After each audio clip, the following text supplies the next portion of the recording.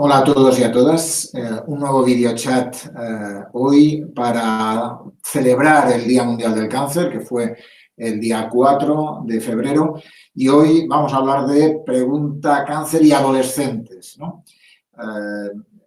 Los adolescentes y el cáncer es una relación muy especial y para hablar de eso tenemos a una oncóloga que dedica parte de su tiempo a los adolescentes en el Hospital Virgen de las Nieves, que es Lucía Castillo. Muy buenas. Hola, ¿qué tal?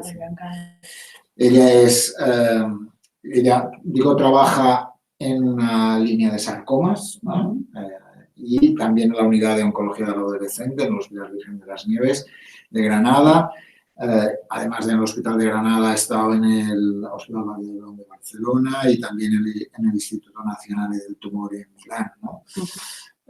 Ella también forma parte de un grupo de investigación en sarcomas y que también, además, está en un grupo de la Sociedad Española de Oncología Médica, la Sociedad Española de Oncopediatría, sobre el tema de oncología del adolescente, ¿no?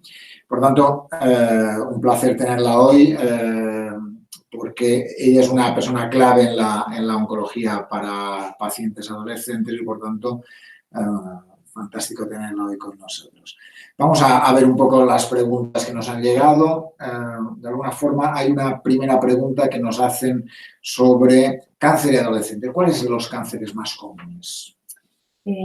Bueno, en primer lugar, agradeceros que contéis conmigo y con todos los grupos a los que estamos trabajando en esto a nivel de Andalucía y de España, porque creo que España es el siguiente país ya en sumarse a la Unión Europea en toda esta corriente tan importante, ¿no?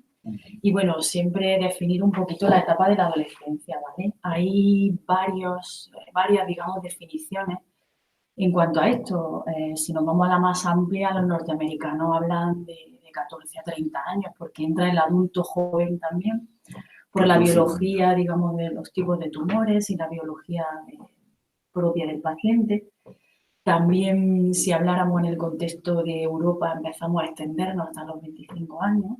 Y bueno, aquí en España actualmente, pues vamos a llegar hasta los 18 años, siempre siendo laxos digamos, en la definición de la edad, 14, 18, 13, 20, pero bueno, para hacernos una idea del contexto en el que estamos. De todas formas, eso significa que personas de veintitantos se consideran casi población adolescente, en el sentido de que lo más lógico es que no es 18 ya es adulto, sino que es un adulto joven en todo caso, ¿no? Efectivamente. De hecho, la terminología es adolescente y adulto joven. Muy bien. Entonces, los tumores, bueno, el tipo de cáncer más frecuente, si miramos la franja de edad de 14 a 25 años, ¿no? Pues empiezan a ser los tumores como los linfomas, ¿vale? En segundo lugar, tendríamos tumores del sistema nervioso central. En tercer lugar, entrarían esos tumores del sistema musculoesquelético, llamados sarcomas, ¿no? Partes blandas y osteosarcomas propios del hueso. Que es una de tus líneas de investigación, sí, ¿no? Y de trabajo. Y en cuarto lugar, los tumores genitourinarios, ¿vale? Sería un poco el grupo de población. Por tanto, cánceres más frecuentes, linfomas, ¿no? Linfomas. Bien. Y cuando hablamos de cáncer y adolescentes, ¿de qué cifras hablamos? Bueno, estamos en torno a nuevos diagnósticos. Estábamos ahora trabajando precisamente en el grupo de la Sociedad Española de Oncología Médica, Hematología y Oncopediatría, inclusive la de radioterapia, en dar una respuesta a esto, ¿no? Pues porque los registros pues, son distintos.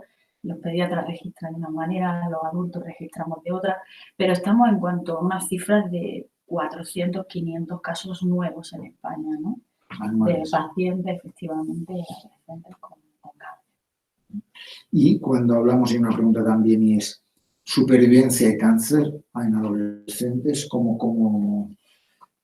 Bueno, actualmente lo que sí se ve en los trabajos, sobre todo del grupo de Milán, ¿no? Del doctor Ferrari, es que hay un gap, digamos, como una disminución de la supervivencia en estos pacientes si comparáramos con supervivencias menores de 14 años y supervivencias por encima de los 25 años, ¿no?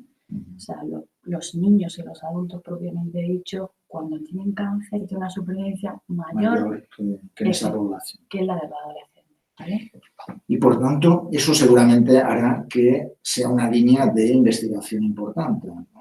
Por supuesto. ¿Cuáles son las líneas más importantes de investigación? Bueno, actualmente la oncología, como sabes, pues está en constante cambio. Yo creo que, digamos, el paradigma de la investigación, tanto en España como en Europa, como yo incluso hablaría internacionalmente. Pero bueno, la investigación y sobre todo tendríamos que orientarnos a saber esas causas, ¿no?, de la disminución en la supervivencia. Y bueno, hay trabajos que ya hablan de ello, ¿no? Hay retrasos diagnósticos porque los adolescentes consultan menos cuando tienen algún síntoma que les preocupa, apariencia física, pudor, no quiero preocupar a mi familia, empiezo a tener cambios, ¿no?, psicosociales, emocionales. Tratamos de manera diferente los adultos y los pediatras en algunos de estos tumores, en lo que ya estamos empezando a ponernos de acuerdo, ¿vale? Y luego los ensayos clínicos, que los ensayos clínicos en oncología suponen una oportunidad para el paciente y los adolescentes son pacientes con menos acceso porque no están en la edad adulta, que sobre todo son el paradigma, ¿no?, de la investigación, y porque es complicado, ¿no?, acceder a centros también de referencia que estamos ya construyendo en España y que por supuesto en Europa hay proyectos ya de choque contra esto para que la edad de los ensayos clínicos baje de los 18 años, ¿no? Y en muchos países se está haciendo. Muy importante, por tanto, las líneas de los ensayos clínicos de alguna forma abren una vía de esperanza cuando alguien tiene un cáncer y dice, a ver si me meten en un ensayo clínico, ¿no? Por supuesto. Y esa es una línea de futuro. De alguna forma, de todas formas, tú has dicho edad en la cual se diagnostica de forma más tardía, ¿no? Por tanto, uno de los elementos a trabajar, por tanto, será hacer un diagnóstico más precoz, ¿no? Efectivamente. ¿Cómo trabajar eso, no? Bueno, pues hablo de Italia, pero porque creo que es uno de los países más avanzados en esto, ¿no? Ellos hacen campañas que ellos llaman en italiano Fatti Vedere, ¿no?, que significa arte ver. Tenemos que normalizar el cáncer en los adolescentes en nuestra sociedad. Es decir, estamos empezando, ya llevamos una experiencia importante, ¿no?, en el cáncer en el adulto, ejemplo del cáncer de mama, ¿no? Y el cáncer en adolescente tiene que hacerse ver. Necesitamos que nuestros pacientes en tratamiento activo y pacientes supervivientes cuenten al resto de sus compañeros de su edad, ¿no?, y normalicen la situación. Yo creo que es una de las campañas en las que tenemos que dirigirnos toda la población. Yo creo que es un tema fundamental. Alrededor de, como sabes, este viernes hay una visionada una película sobre el tema del cáncer en adolescentes, en la cual tú también vas a participar en el debate posterior. No es el espacio mejor recibido por parte de los colegios a venir. Entonces, de alguna forma, porque les preocupa hablar de una enfermedad como es el cáncer en adolescentes, ¿no? Entonces, claro, de alguna forma, hazte ver en esa campaña, ¿no? Sí. Me parece absolutamente necesaria porque población, profesores o profesorado que tiene una relación directa con los adolescentes y no le apetece, de alguna forma estamos en un camino, mucho camino por recorrer, ¿no? Desde luego. Sí, yo creo que de la creación de estas unidades de adolescentes en las que España ya está participando, deben de salir campañas, ¿no? Campañas que conciencien y que ya están nuestros compañeros, sobre todo de la dirección primaria, tanto en medicina y en familia como en pediatría, y campañas que salgan a los institutos y a las universidades, ¿no? Siempre con nuestros pacientes, es decir, siempre de la mano con esos adolescentes que ahora mismo o están en tratamiento activo o han sido supervivientes de una enfermedad. Pues muy importante todo eso. De alguna forma también tú has dicho, los jóvenes, los adolescentes, por pudor o por diferentes causas, les cuesta decir yo tengo algo raro, ¿no? De alguna forma, ¿cuáles son estos síntomas del cáncer en los adolescentes que nos hagamos de poner aquí hay algo?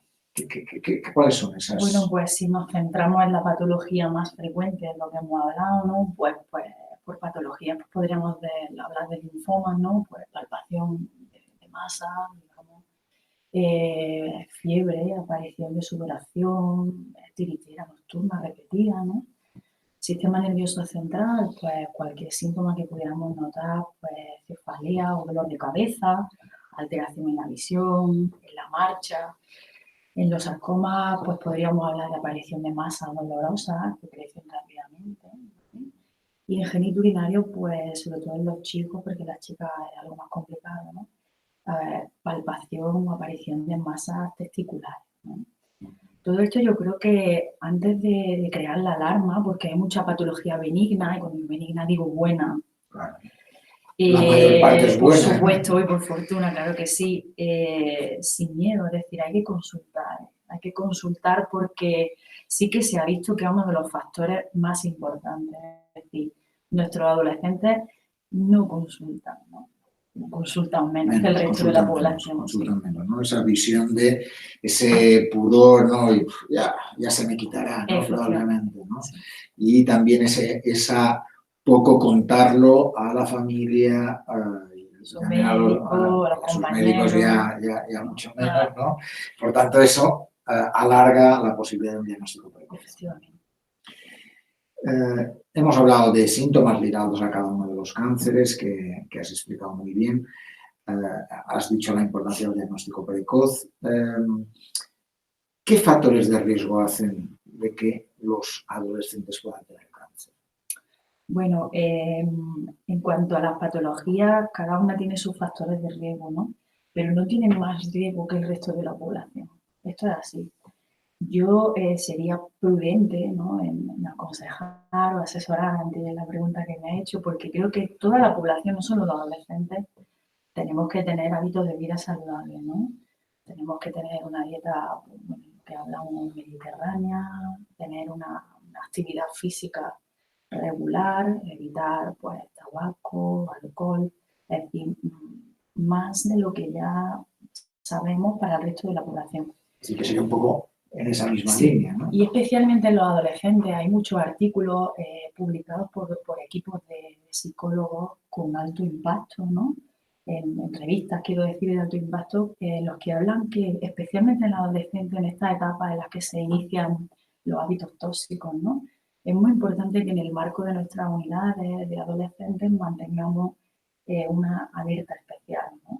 Porque, bueno, empiezan a tener estos hábitos, podrían ser datos confusorios con nuestras terapias de oncología y pensamos que es una diana importante de prevención y de promoción de la salud.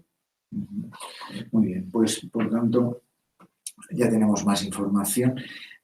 Tú antes has dicho que uno de los probablemente más habitual de los cánceres ligados a adolescentes es el linfoma, ¿no? Pero tenemos una pregunta que nos hablan de las leucemias en adolescentes, ¿no? También es un grupo importante de patología en este grupo de pacientes, ¿no?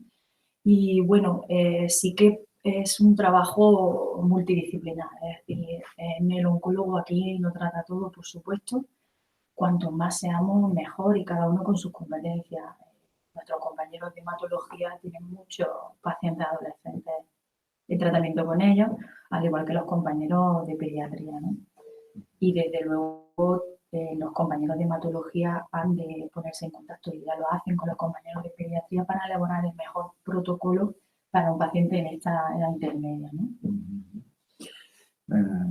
Muy bien, tenemos de alguna forma, por tanto, tenemos una visión un poco el número de adolescentes que puede haber con cáncer, tenemos información sobre los síntomas, los cánceres más habituales, los factores de riesgo más globales, pero hay algunas preguntas que nos hablan de ¿y dónde ir? Tú has dicho, en algún momento has dicho, en España se está abriendo una línea cada vez más importante de centros donde hay unidades específicas de cáncer en adolescentes, ¿no? Un poco nos preguntan, ¿qué centros hay para adolescentes en Andalucía? ¿Faltan? ¿Sobran? Bueno, pues actualmente en Andalucía estamos trabajando en ello, ¿eh? Es importante saber que esta ciencia o su especialidad ha aparecido hace poco y que estamos trabajando en ello. De hecho, septiembre, octubre, noviembre se aprobó en el Ministerio el proyecto de ley de la unidad de adolescentes ligadas a la oncopediatría y ya se está hablando en nuestro Consejo Interterritorial Andaluz de cuáles serían los centros que cumplirían los criterios de excelencia para poder atender a los pacientes adolescentes, ¿no? Con lo cual es una línea de trabajo que yo creo que en la que vamos a tener resultados pronto. ¿No? ¿Y profesionales formados para esas unidades hay?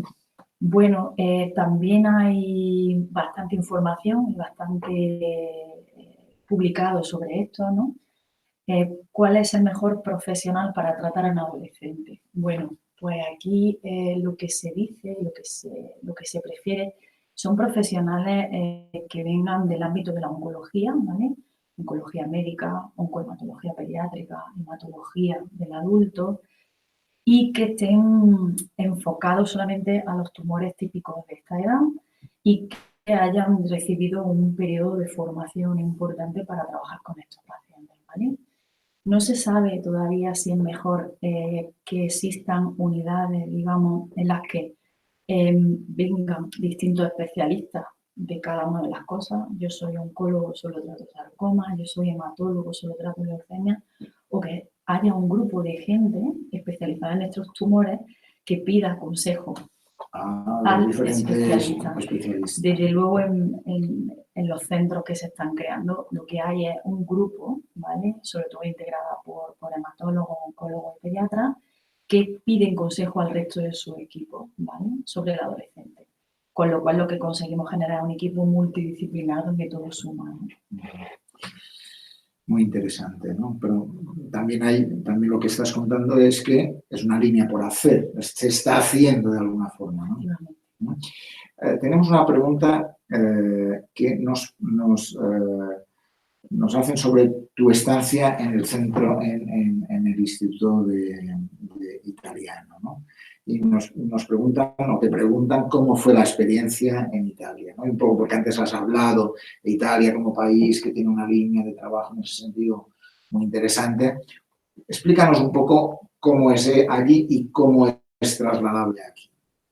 Bueno, pues lo que allí hay es un hospital oncológico completo, ¿vale? Para adultos, pero en la 7ª planta hay un grupo de oncólogos médicos y de pediatras que se dedican exclusivamente al tratamiento del adolescente. Es decir, el resto del país envía a este centro los pacientes de edades comprendidas entre 14 y 25 años para su tratamiento, ¿no? Y efectivamente es un modelo exportable, claro que sí, ya sea en un centro hospitalario del adulto o ya sea en un centro pediátrico. Lo importante es que todos trabajemos juntos. Y en Milán, bueno, tiene una fundación muy potente que más que los médicos lo que brilla y son los pacientes, que es como tienen que ser las cosas, ¿no?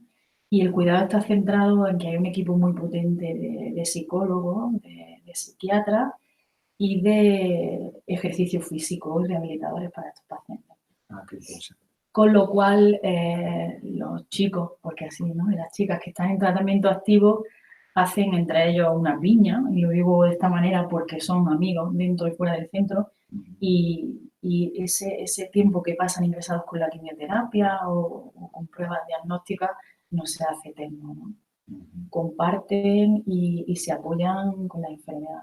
De hecho, no paran de publicar, son un grupo muy activo, hacen canciones por Navidad, van a ver al Milán, no paran. Los chicos están escribiendo libros sobre la experiencia que es tener cáncer siendo adolescente, ¿vale? Y han estado hace poco en el Festival San Remo, que es un festival muy importante en Italia. Para la vida. Qué bonito. Por tanto, sería otro tipo de centros. Tú estás en un hospital general donde tiene un área materno-infantil, donde en el hospital global hay un área de oncología, diríamos, y de alguna forma Tu trabajo y de hematología, exacto. Y por tanto, tú trabajarías en ese mix entre pediatras, oncólogos, hematólogos. Efectivamente, sí. Y desde luego se reúnen las cualidades para ello. Y en ese sentido hay una persona que nos pregunta sobre cómo puede elegir un centro, ¿no? ¿Cuál sería? Tengo un cáncer, soy un adolescente o tengo un hijo adolescente, ¿qué centro elijo?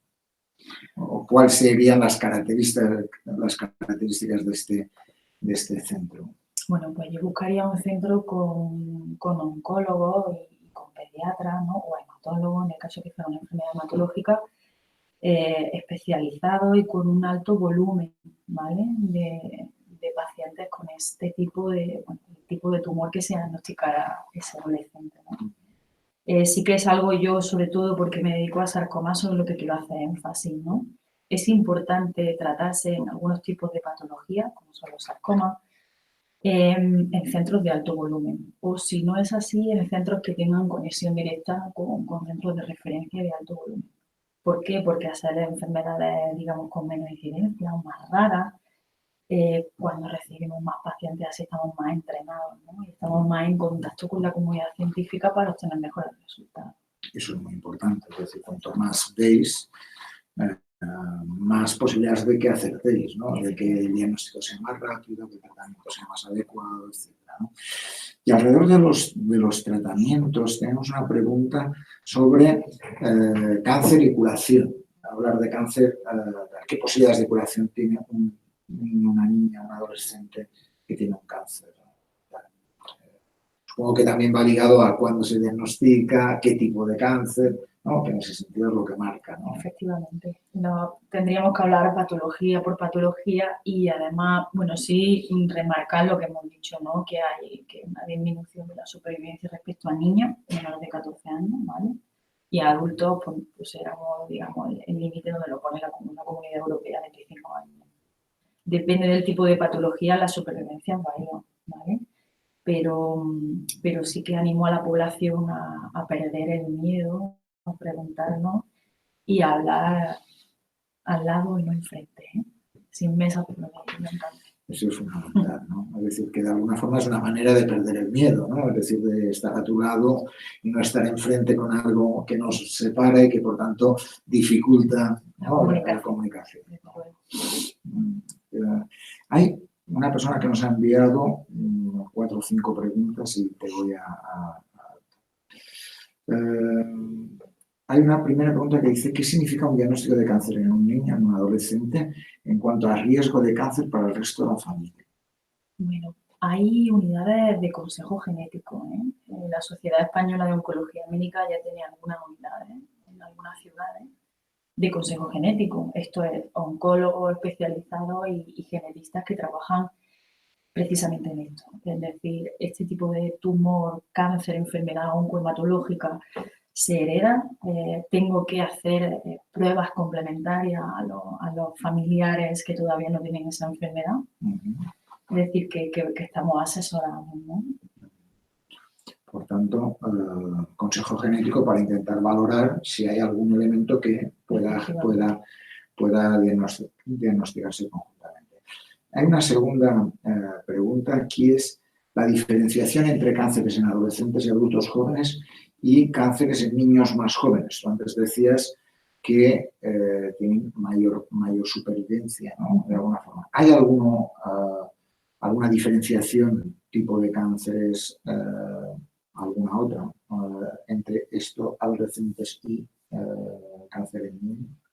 Bueno, tendríamos que contar con nuestros compañeros de pediatría, ¿no? Yo sí tengo claro que mi barrera, y no tomada de una manera, ¿no? Son los 14 años. Sí que los pediatras especializados en oncohematología pediátrica podrían ayudarnos con esta respuesta. Y sí que hay tumores típicos, obviamente, de la edad pediátrica con una supervivencia distinta. Hay una pregunta que yo creo que ya lo has contestado, porque ¿dónde reciben tratamiento los adolescentes, los niños con cáncer? Hemos dicho que se van creando unidades, ¿no? Y con la idea de que unidades que permitan contactar con diferentes especialistas, más especialistas, y que entre oncólogos, pediatras y hematólogos, ¿no?, pudieran trabajar eso, ¿no? Dice, si mi hijo o mi hija recibe tratamiento en un centro oncológico, ¿formará automáticamente parte de un estudio clínico, de ensayo clínico? Bueno, aquí hay que hacer una diferenciación, ¿vale? En oncología intentamos trabajar, y sobre todo en adolescentes es interesante trabajar en protocolos nacionales, ¿vale? ¿Qué significa un protocolo nacional? Significa el intento o la hipótesis de la mejor terapia que pueda curar o intentar curar, ¿no?, a nuestros pacientes. Ensayo clínico, no. Si tuviéramos que trabajar digamos, en un tratamiento inicial, sería un protocolo nacional, ¿vale? Los ensayos clínicos son protocolos comparativos, ¿vale? Una diferenciación necesaria, y suelen ser utilizados en unas fases distintas de la enfermedad. Pero automáticamente un ensayo clínico como tal, yo no lo diría, ¿vale? Es un protocolo que pretende y en el que ya se está viendo, ¿no?, que es la mejor terapia o el intento de esa mejor terapia para el paciente. ¿Y hay algún ensayo clínico en marcha en el cual el Hospital Virgen de las Nieves de Granada participe? Hay bastantes proyectos interesantes en los que poco a poco iremos, claro que sí, entrando. Hay una pregunta que es: ¿qué deberán tener en cuenta los supervivientes al cáncer de la adolescencia después de terminar el tratamiento? Una pregunta muy interesante, porque parte también del trabajo de estas unidades de adolescentes son las toxicidades a largo plazo, ¿vale? Es algo que en el adulto hemos empezado a trabajar y que los compañeros de pediatría ya tenían bastante estipulado, ¿no? Entonces, vamos a empezar a trabajar, y ya estamos trabajando, en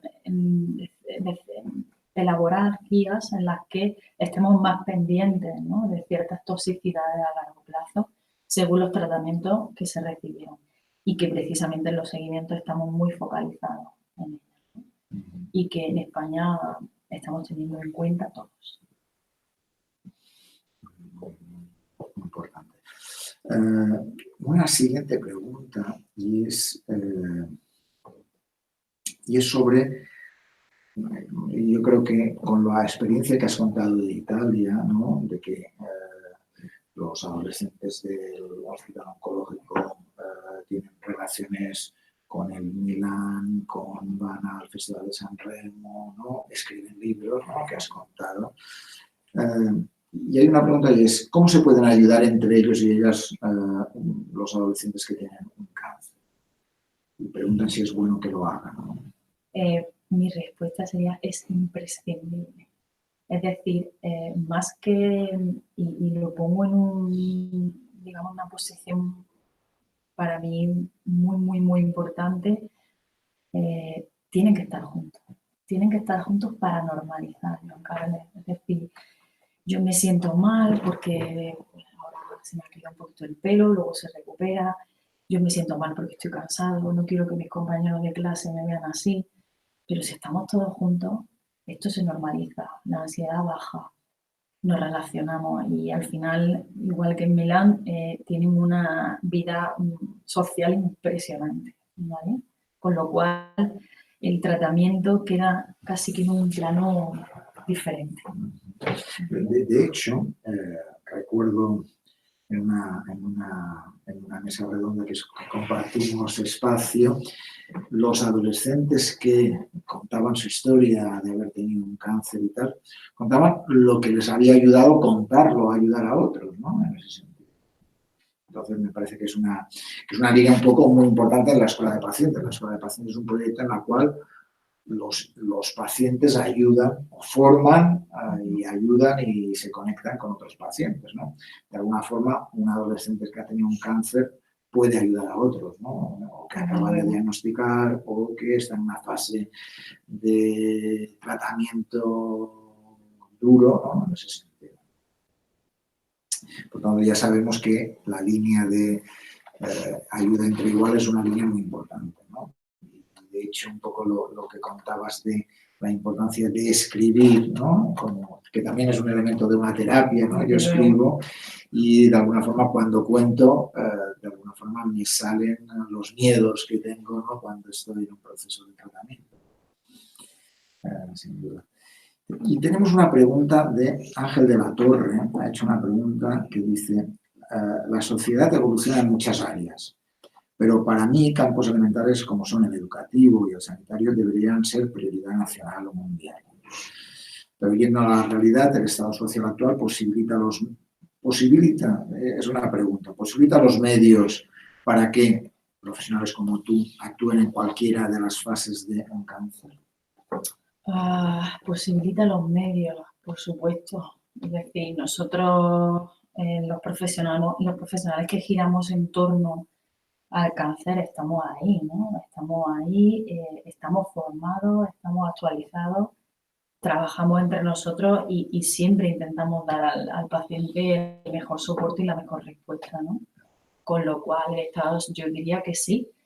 ¿Se puede hacer más? Por supuesto que se puede hacer más. Y claro que hay muchísimos compañeros que somos muy inquietos, ¿eh?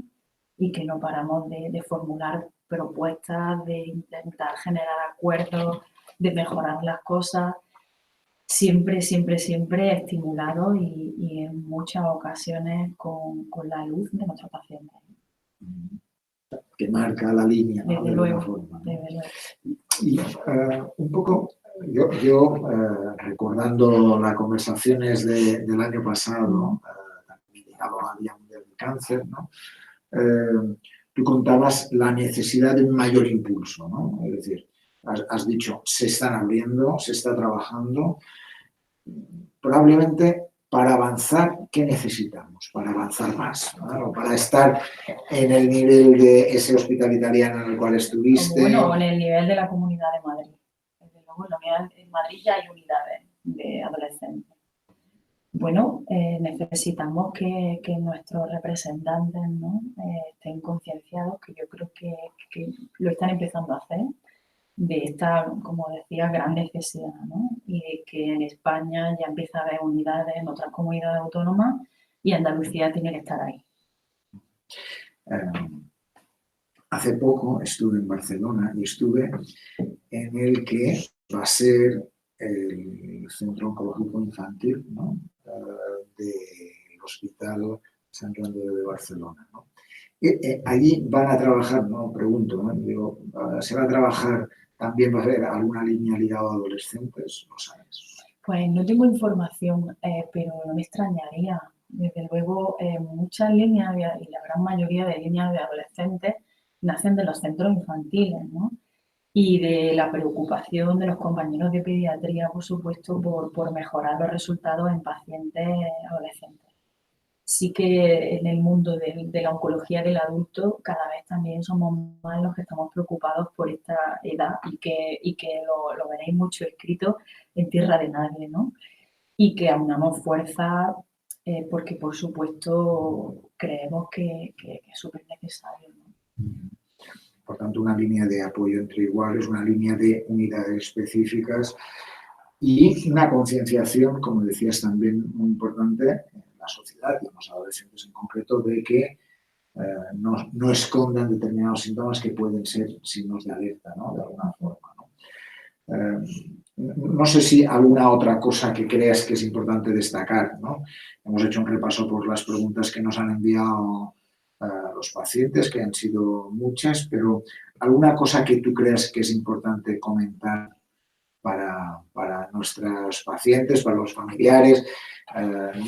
Probablemente no tendremos muchos adolescentes que nos vean, pero seguro que familiares preocupados por cómo están sus chicos o chicas. Por tanto, ¿algún consejo para terminar, para darles ánimo y fuerza para seguir? ¿Qué les diríamos? Bueno, para mí el consejo radica en la confianza en uno mismo, ¿no? Siempre he pensado y me lo han enseñado y seguro que aprenderé más sobre esto, que somos dueños de nuestra enfermedad, ¿vale? Eso es lo primero.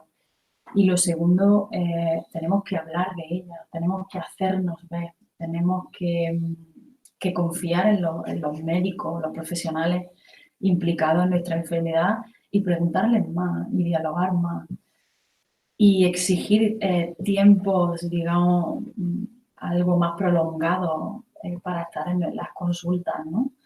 Con lo cual yo pienso que todo esto sería lo que yo destacaría sobre todo, y también haría un llamamiento a aquellos, digamos, los políticos que nos representan a que focalicen esta necesidad como algo prioritario. Pues ya saben, un problema que a veces no miramos de cara, ¿no?